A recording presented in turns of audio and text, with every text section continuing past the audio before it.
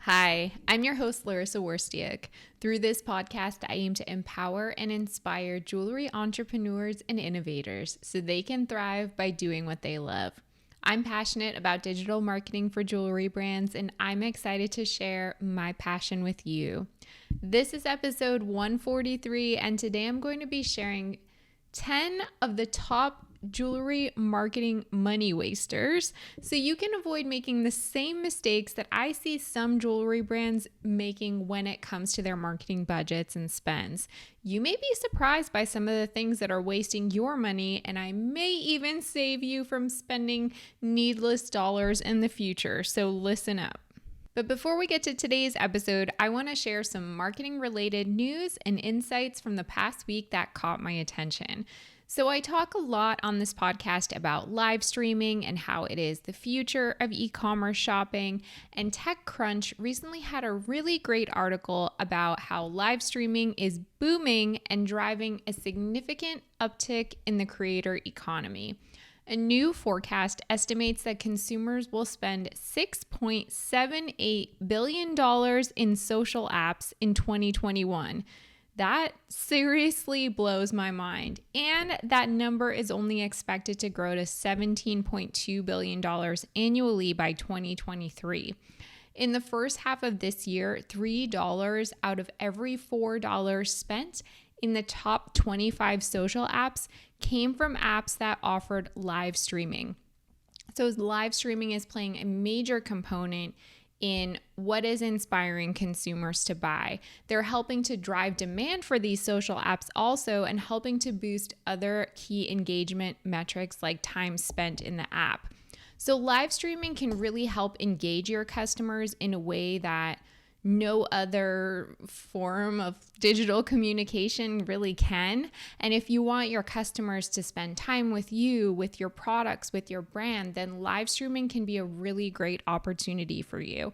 Platforms like TikTok are investing heavily in new features to enhance their live streaming capabilities. In fact, last year, TikTok actually surpassed YouTube in the US and UK in terms of average monthly time spent per user. I would love to hear about your own experiences with live streaming, whether Instagram Live, YouTube Live. Have you used these tools to reach your customers? And if so, how have they worked for you? Let me know. I'm really curious to hear about how jewelry brands are utilizing live streaming today. Another article from Wired was just kind of interesting to me because I'm fascinated with Instagram, its role in social media marketing for jewelry brands, and how Instagram has really evolved quickly, even in the past year or two, with all the new features they've been introducing. So this article in particular is about what the author deems Instagram's identity crisis.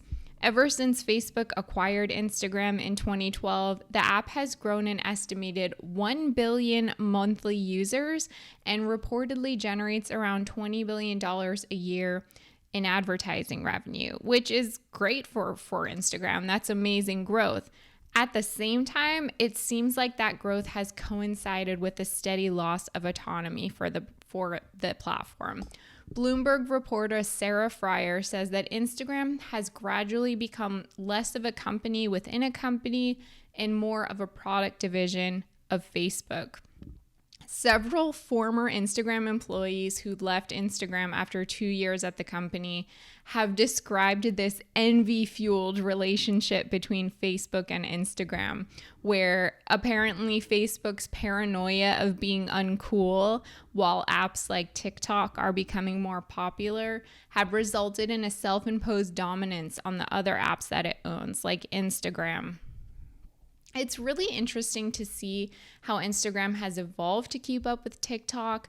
They've introduced Reels, they're pushing video, and the older demographics who have loved Instagram, used it since it first became a social media platform, they feel kind of confused and abandoned by the release of all these new features.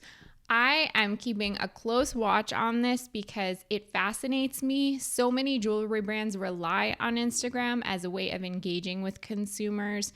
And I think it's important to pay attention to how Instagram continues to change and evolve, and whether they actually are catering to their users and paying attention to the features that they want rather than just like shoving new features down their throats. Finally, an article from Social Media Today is about a new feature, speaking of features from Instagram, that I think is actually kind of cool and useful. It hasn't been released in the United States yet, so let me tell you about it. Instagram recently launched a live test of a new feature called Map Search, and they've only released it so far in Australia and New Zealand. So this Map Search feature enables users to discover businesses and locations of interest on a map that's in the Instagram app.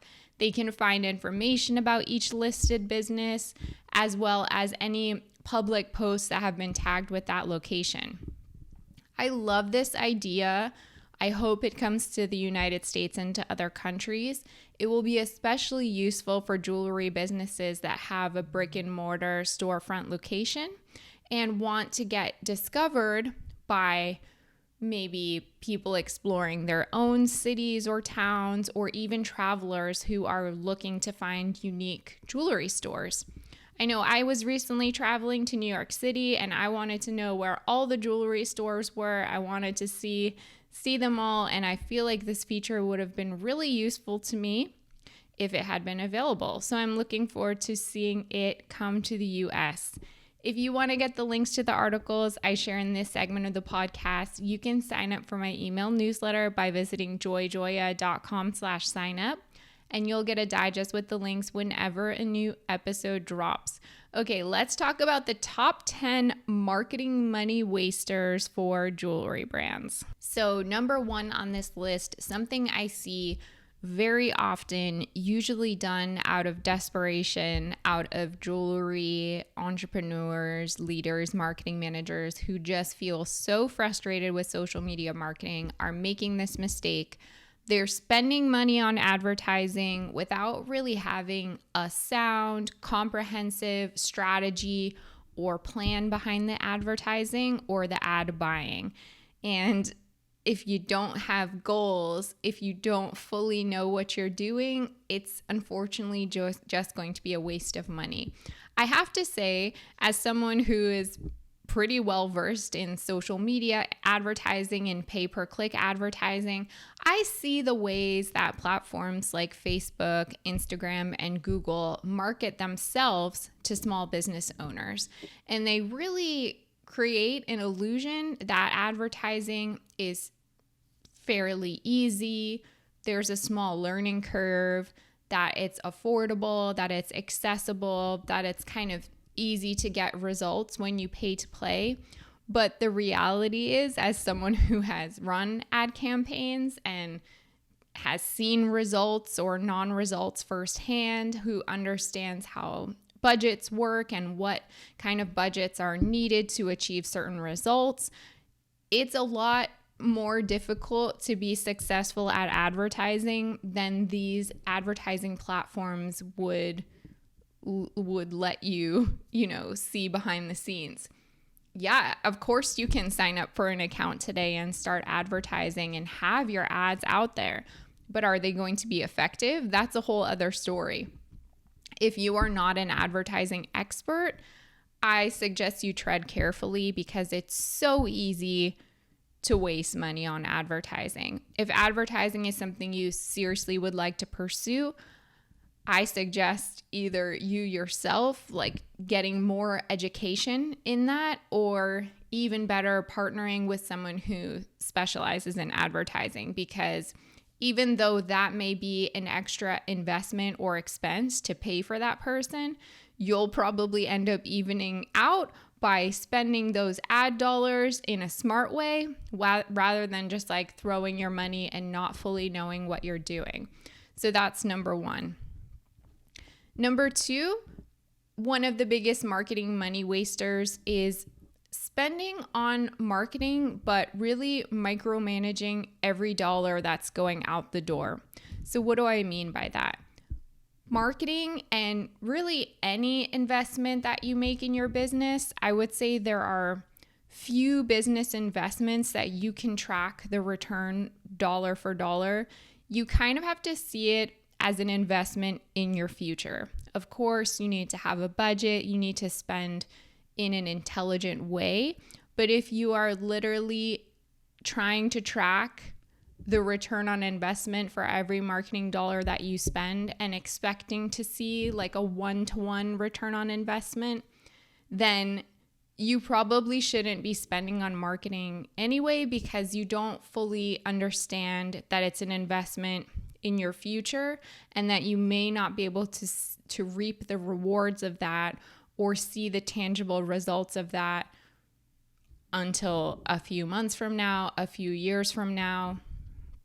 So if you're spending in a micromanaging kind of way, I would say you're really wasting your money because you just have too much anxiety around it. Maybe you don't understand what it means to invest in a business. I would say rethink your goals and thoughts about what it means to be an entrepreneur and the tiny risks that you do have to take when you run a business.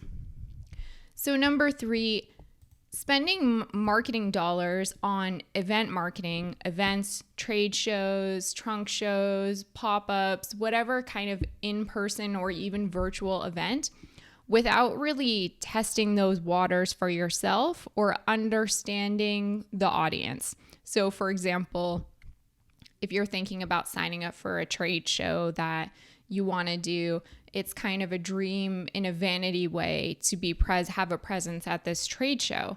But maybe you've never walked to that trade show floor, or maybe you've never done research about the types of consumers, buyers, other vendors who attend or exhibit at this trade show. Then that's really going to be a waste of your marketing dollars because you can't set any goals around that and you really don't have any idea of what to expect. So also before you invest in event marketing, you want to know, is your brand identity in place? Is the rest of your marketing sound? You don't want to put your best foot forward if like your marketing foundation is crumbling, or you won't be able to put your best foot forward. Will your customers even be there? Will they be in a state of mind to buy? And if not, are you prepared to see this as an investment in the beginning of the buyer's journey? If they're not ready to buy now, maybe you have to look at that event as the first step in getting someone interested, but having realistic expectations around that. Never letting events be a vanity thing. I think it's really easy for small business owners to say, oh, I got accepted into this event, or they want me at this event, or I got invited to be at this event. And it's exciting to be seen, to be noticed, to be recognized, to be acknowledged. But at the end of the day, it has to be a business decision for you. Unless you have money to burn, is this going to be a smart marketing investment? And can I justify it based on my customer personas, based on my goals, based on where I am with my business? Number 4, another really common marketing money waster that I see, and this is actually usually a result of someone trying to save money or in their mind trying to cut corners, hiring a variety of freelancers or service providers to do a lot of small piecemeal things for your business. Again, in that effort to save money. So you think, oh, I'm going to go on Fiverr, I'm going to go on Upwork, I'm going to hire this person to help me optimize this part of my website, I'm going to hire this person to do some copywriting for me, I'm going to hire this person to do some graphic design for me. It's rare, very rare that I see that approach work, unless you already have like a very sound marketing foundation and very clear goals and ideas about where you're headed as a brand and a business. Typically, that disjointedness just means you're probably going to have to do things over. You won't be happy with the results. There will be a type of inconsistency in your brand. You're just going to be frustrated because there is a lack of communication among all the service providers.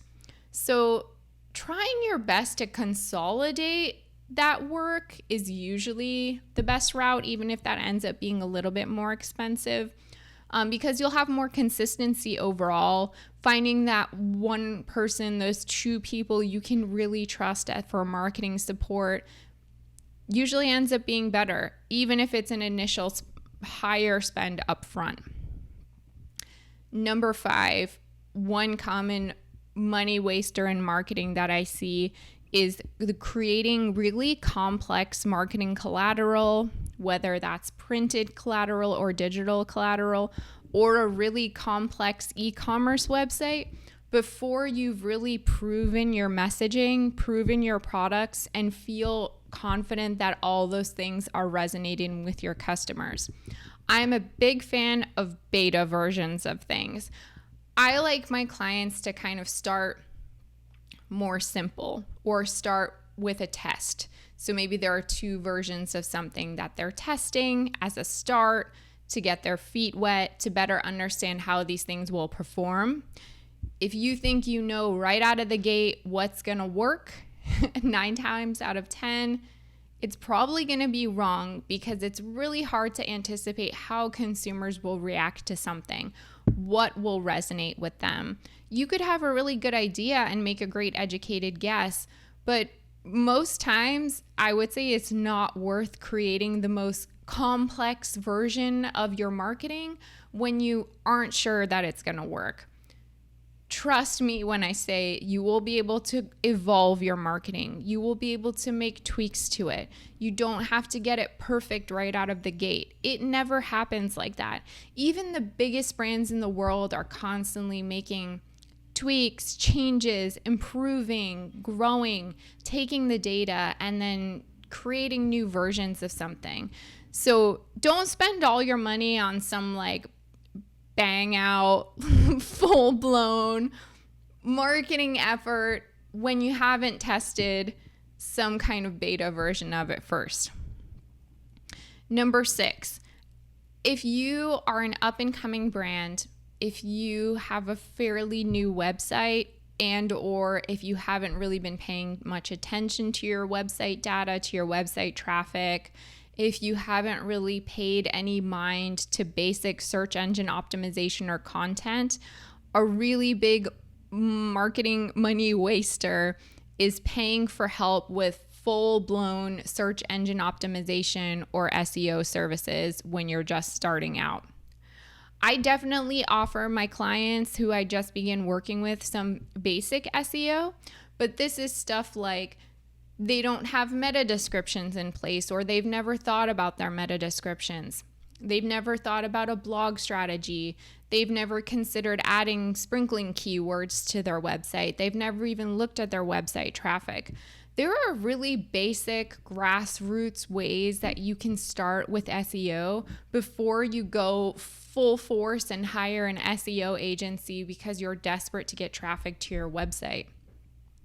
The thing is, if your website hasn't been around that long, they're not really going to have, the SEO agency is not going to have a lot of data to begin with. So a lot of what they're going to do is preliminary anyway.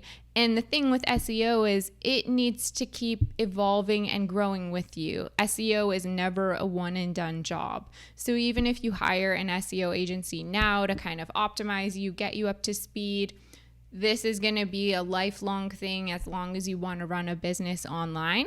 So I just find it's better to cover the minimum SEO bases yourself, get a more baseline idea of where your web traffic is. And then over time, depending on your goals, depending on who's visiting your website, depending on how your customers are discovering you, maybe down the line, the full-blown SEO strategy is something to invest in. But at the beginning, it typically ends up being a waste of money, in my opinion. Number 7, money waster. I think everyone listening to this will agree with me. Skimping on your product and lifestyle photography, and in addition to that, the editing of that photography. So you may think that you are saving money by hiring your friend or a friend of friend, or hiring the cheapest person to do your photography. But if you mostly communicate with customers digitally rather than in person, photography should be your number one investment. It is the ultimate way that customers are going to experience your jewelry. And in addition to that, adding video to the mix as well to bring that jewelry to life. So if you think you're saving money by skimping on your photography, you are actually wasting money, because in my opinion, those like cut corner pictures that you put up on your website are gonna be kind of worthless, or they definitely could be better, and you could be losing a lot of customers without even realizing it because you thought you were keeping your budget in mind. Number 8, one thing I see a lot, especially solopreneurs who have their own jewelry businesses, they get a little bit have trouble making decisions about their branding. So even if they have like a brand identity person, a graphic designer, a visual identity expert helping them with color palette, logo, overall look and feel, because the entrepreneur's mood is always kind of changing and shifting, and they have different creative visions, which is great as a creative person. But then they keep wanting to change their look. They don't think it quite matches what they're going for. That's really hard. Rebranding constantly is not only going to cause confusion among your customers and make you look a little bit unsure about your vision as a business owner, but it's also going to just end up making you waste money on designers, and then you have to change all your collateral, and if you already had packaging made, you might have to update logos on your packaging or colors on your packaging. So I know it's difficult to commit sometimes, but if you're going through a rebranding, I would say do your best to find something that is classic and that you will be happy with in the long run, because constantly changing your mind about those things is going to end up being a costly and just not so professional looking endeavor. Like, you can't make up your mind. Along with the whole photography and rebranding thing, I would say number 9, a big marketing money waster is skimping on copywriting and content costs. So again, usually this is done as a way to cut corners, as an effort to save money. And so you might go on Fiverr or just another freelancing site, or like your friend's daughter in college studying creative writing, asking these people to do your copy for you. You could be missing a lot of opportunities in telling the right, specific, interesting, compelling message for your brand. And you could actually be losing money by doing that. So I would say definitely invest in copywriting as much as you invest in photography, or at least find someone who can help you get the initial messaging and language right, and then make sure all the copy and content created is in line with that initial direction that expert creates for you.